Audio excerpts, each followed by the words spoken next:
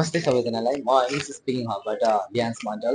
So English speaking हबको environment कस्तो छ भनेर त्यो बुझ्नको लागि चाहिँ हजुरहरूलाई देखाउनको लागि चाहिँ हामी इङ्ग्लिस स्टुडेन्टलाई पनि सोधौँ कस्तो छ इन्भाइरोमेन्ट, कस्तो लागिरहेछ क्लासेसहरू, स्पिकिङ क्लासेस, ग्रामर क्लास।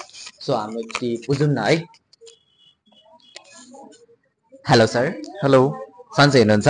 एकदम ठिक छु, तपाईले कस्तो छ? एकदम मन ठिक छु। सो हाम्रो इङ्ग्लिस स्पिकिङ हब क्लासेसहरू कस्तो लागिरहेछ हजुरलाई? मलाई एकदमै राम्रो लागिरहेछ, इफेक्टिभ पनि लागिरहेछ, किनभने मैले जोइन गर्दाखेरि मेरो लेभल एकदमै डाउन थियो, बट जब मैले यहाँबाट क्लास लिन सुरु गरेँ त्यसपछि चाहिँ यहाँको स्टुडेन्ट्सहरूसँग पनि धेरै राम्रो इन्टरेक्सन भयो, प्लस टिचर्सहरू, यहाँनिरको स्पिकिङ क्लासेसहरू, प्लस हाम्रो ग्रामर क्लासेसहरू चाहिँ एकदमै राम्रो मलाई लागेको छ। अहिलेसम्ममा चाहिँ मैले धेरै भिजिट गरेँ काठमाडौँ भ्यालीमा, बट मैले चाहिँ यस्तो सपोर्टिभ इन्भाइरोमेन्ट पनि पाएको थिइनँ कतै पनि। सो मैले यहाँको इन्भाइरोमेन्टमा घुलमिल भइसकेपछि मेरो हेर्नुहोस् न, मेरो प्रोनाउन्सिएसन पनि कति राम्रो भएको। म पहिला इन्भाइरोमेन्ट भन्थेँ, अहिले इन्भाइरोमेन्ट भनिरहेको छु। सो यहाँको टिचर टिमले चाहिँ मलाई धेरै सपोर्ट गर्नुभएको छ र यहाँको एडमिनिस्ट्रेसन म्यानेजमेन्ट टिमले पनि मलाई धेरै सपोर्ट गर्नुभएको छ मेरो इङ्ग्लिस सुधार्नको लागि। सो हामी पब्लिकलाई केही फिडब्याक दिन चाहनुहुन्छ इङ्ग्लिस स्पिकिङ हबको बारेमा?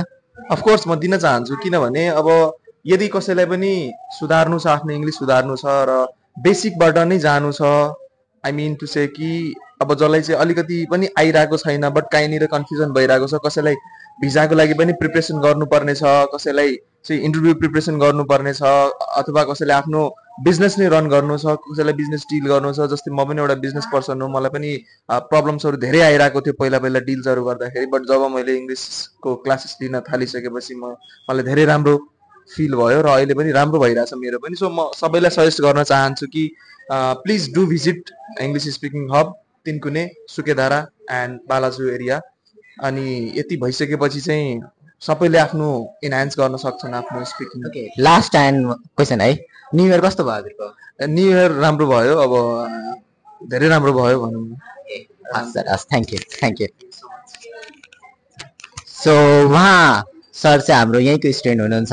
सो उहाँलाई चाहिँ क्लास पनि राम्रो लागेको छ, फिडब्याक पनि राम्रो दिनुभएको छ। सो हामी अन्य स्टुडेन्टलाई पनि सोधौँ है क्लास कस्तो भइरहेछ भनेर फिडब्याकको लागि चाहिँ हामी केहीसम्म वेट गरौँ। क्लास सकिरहेछ, क्लास सकेपछि हामी फेरि चाहिँ सोध्नेवाला छौँ कस्तो हुन्छ क्लास, उहाँहरूलाई कस्तो लागिरहेछ त्यो कुराहरूको बारेमा है। एकछिन वेट गरौँ है।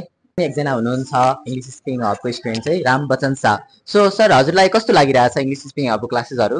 पहिलादेखि राम्रै छ, पहिला त अहिले के भन्छ राम्रो, त्यही भन्छ राम्रो लागिरहेको छ, बोल्न पनि गाह्रो दिन बढ्यो। अनि पब्लिक स्पिकिङमा पार्ट लिनुहुन्छ कि लिनुहुन्न हजुरले? लिइरहेको छु। लिइरहनु भएको छ। सो अल ओभर राम्रो भइरहेछ? हस् सर, थ्याङ्क यू। अर्को म्याम पनि हुनुहुन्छ, सो प्रतिभा म्याम है। सो क्लास कस्तो भइरहेछ? राम्रो भइरहेछ सर। सो केही फिडब्याक दिन चाहनुहुन्छ इङ्ग्लिस स्पिकिङ हबलाई?